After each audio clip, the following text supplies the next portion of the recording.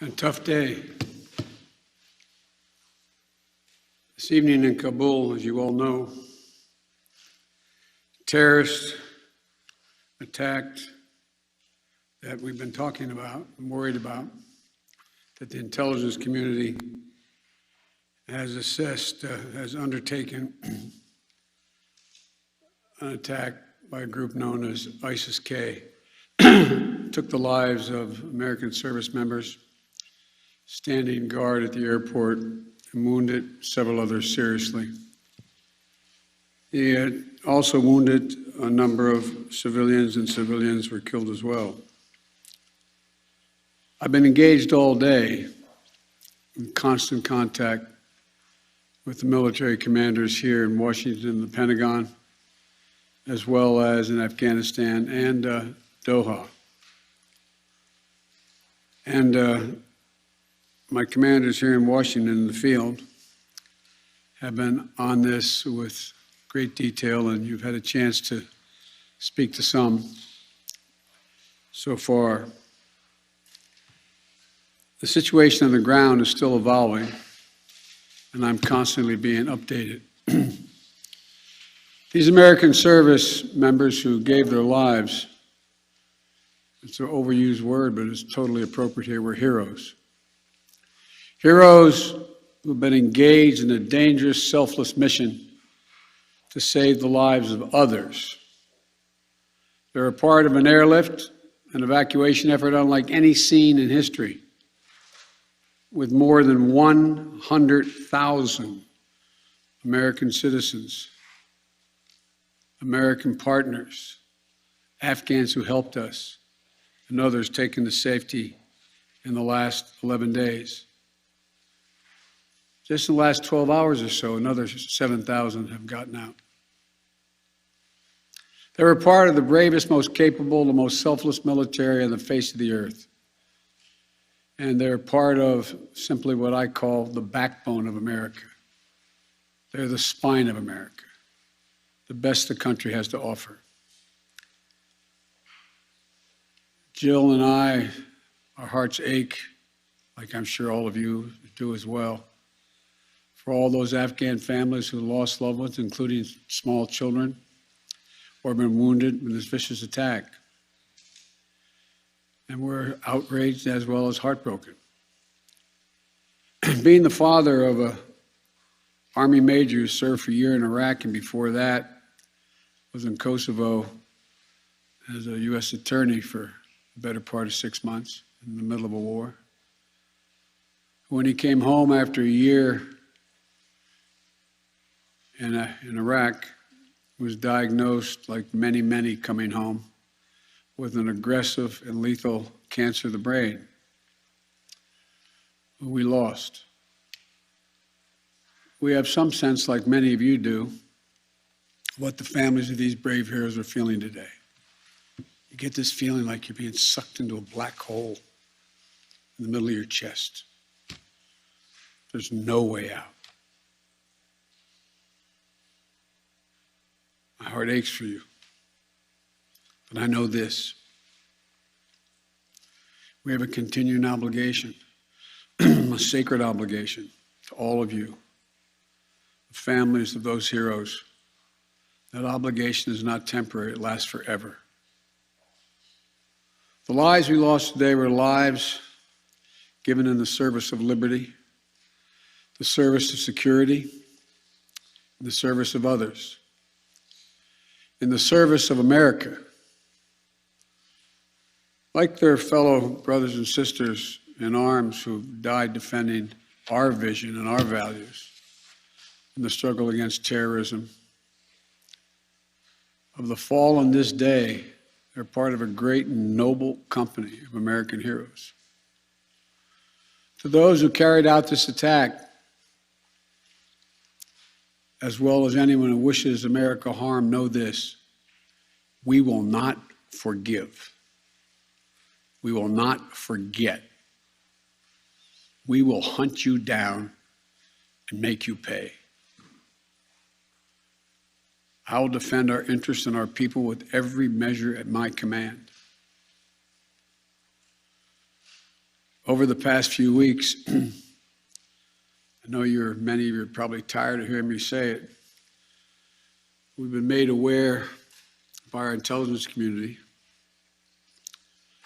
that the ISIS-K, an arch enemy, the Taliban, people who were freed when both those prisons were opened, has been planning a complex set of attacks on the United States personnel and others.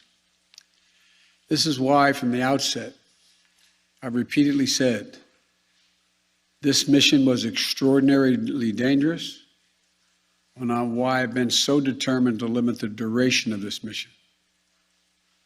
As General McKenzie said, this is why our mission was designed, this is the way it was designed to operate.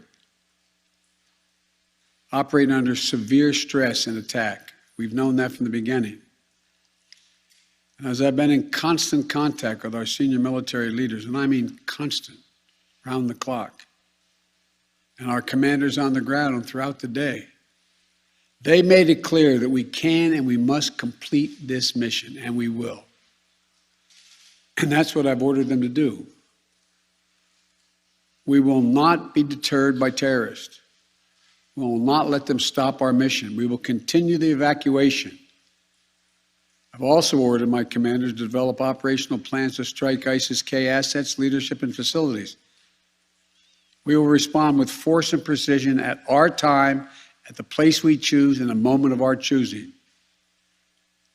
Here's what you need to know. These ISIS terrorists will not win.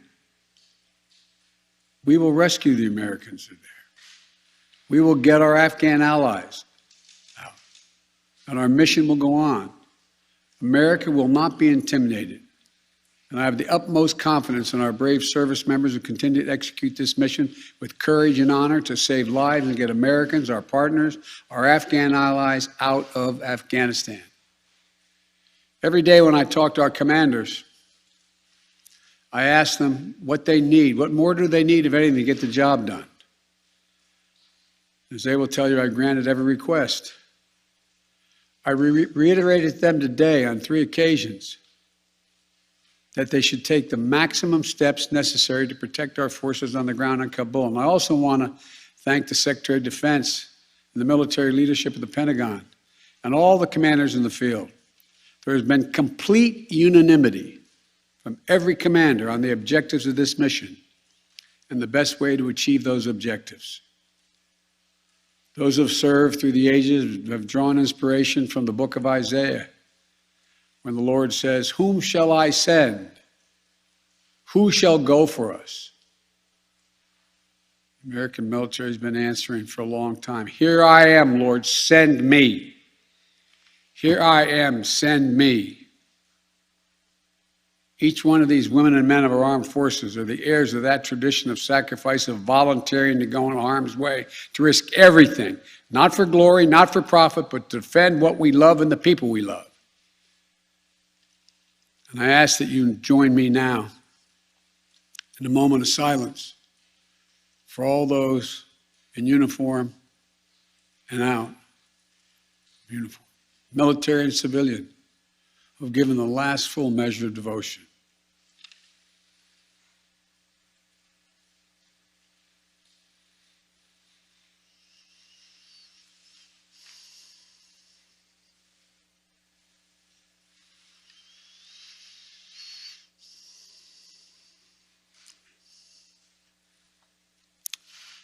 Thank you. May God bless you all, and may God protect the troops and all those standing watch for America. We have so much to do. It's within our capacity to do it. We just have to remain steadfast. Steadfast. We will complete our mission, and we will continue after our troops have withdrawn to find means by which we can find any American who wishes to get out of Afghanistan. We will find them and we will get them out. I've instructed the military, whatever they need, if they need additional force, I will grant it. But the military, from the chairman of the Joint Chiefs, the commanders in the field, have all contacted me one way or another, usually by letter, saying they subscribe to the mission as designed, to get as many people out as we can within the time frame that is allotted. That is the best way, they believe, to get as many Americans out as possible and others. And with regard to finding, tracking down the ISIS leaders who ordered this, we have some reason to believe we know who they are, not certain, and we will find ways of our choosing without large military operations to get them. No, I don't. Look, I think General McKenzie handled this question very well. The fact is that we're in a situation, we inherited a situation, particularly since, as we all know, that the Afghan military collapsed 11 days before, in 11 days, that it is in the interest of, as McKenzie said, in the interest of the Taliban, that in fact ISIS-K does not metastasize beyond what it is, number one. And number two, it's in their interest that we are able to leave on time, on target. And as a consequence of that, the major things we've asked them, moving back the perimeter, giving more space between the wall, stopping vehicles from coming through, etc., searching people coming through. It is not what you'd call a tightly commanded, regimented operation like the U.S. is, the military is, but they're acting in their interest.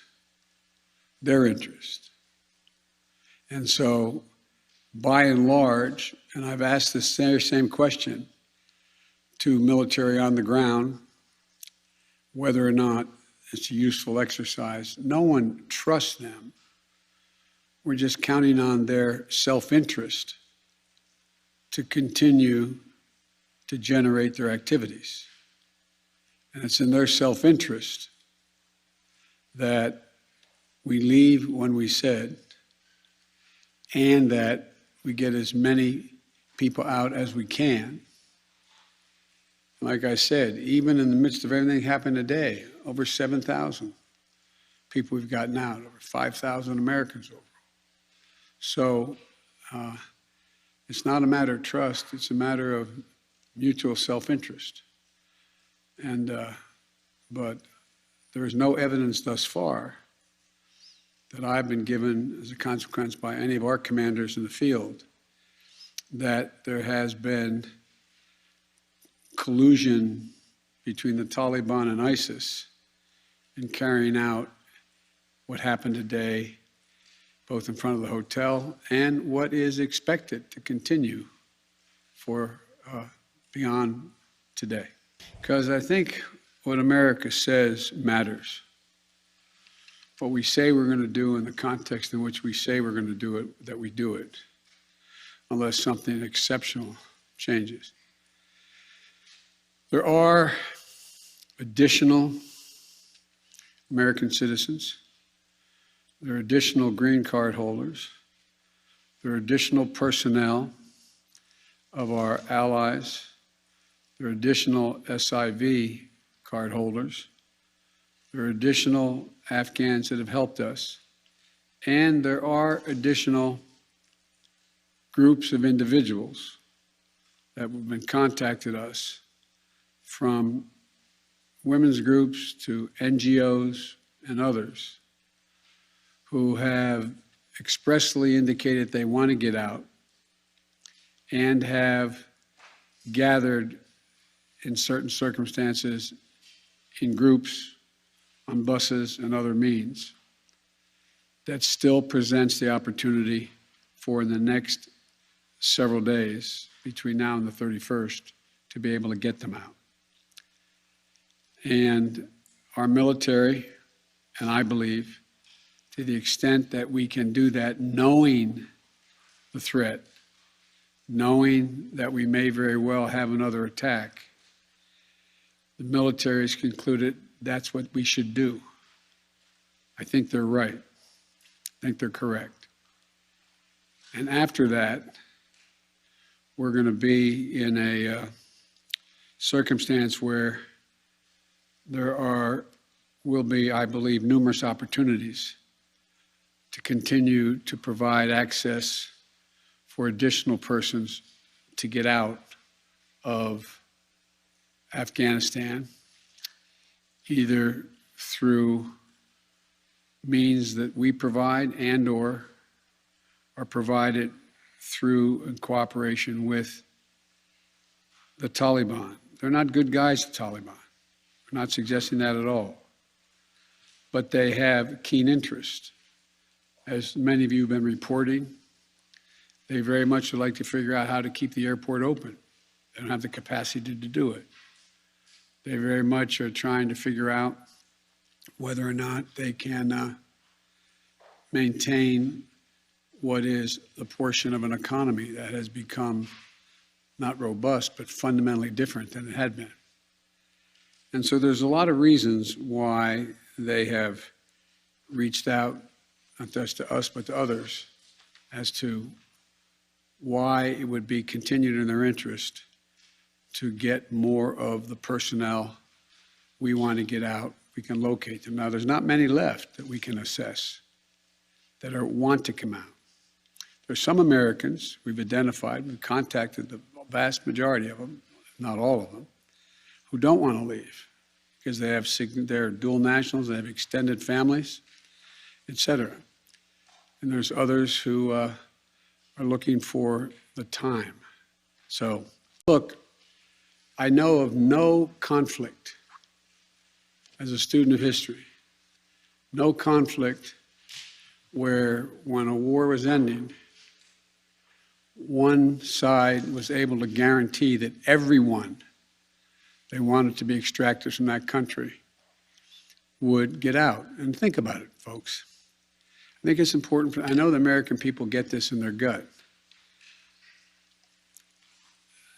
There are, I would argue, millions of Afghani citizens who are not Taliban, who did not actively cooperate with us as SIVs, who have given a chance, they'd be on board a plane tomorrow.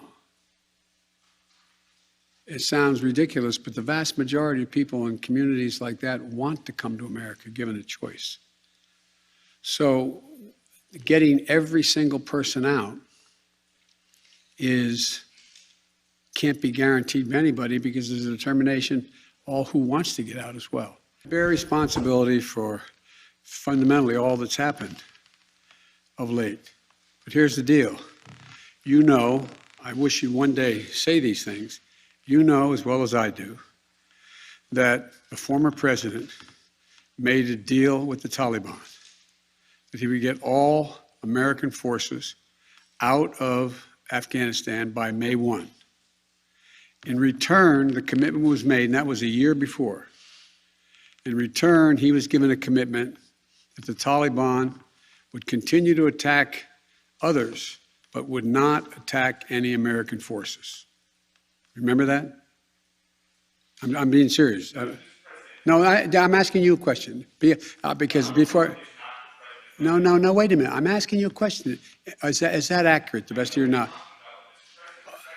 What? Do you think that people have an issue with pulling out of Afghanistan or just the way that things have happened? I think they have an issue that people are likely to get hurt. Some, as we've seen, have gotten killed, and that it is messy. The reason why, whether my friend will acknowledge it or has reported it, the reason why there were no attacks on Americans, as you said, from the date until I came into office was because the commitment was made by President Trump, I will be out by May 1st. In the meantime, you agree not to attack any Americans. That was the deal. That's why no American was attacked. Imagine where we'd be if I had indicated on May the 1st I was not going to renegotiate an evacuation date. We were going to stay there. I'd have only one alternative: pour thousands of more troops back into Afghanistan to fight a war that we had already won relative to why the reason we went in the first place. I have never been of the view that we should be sacrificing American lives to try to establish a democratic government in Afghanistan, a country that has never once in its entire history been a united country and is made up, I don't mean this in a derogatory, made up of different tribes who have never, ever, ever gotten along with one another. ABP Sanjha, Josh, Jazba, Junoon.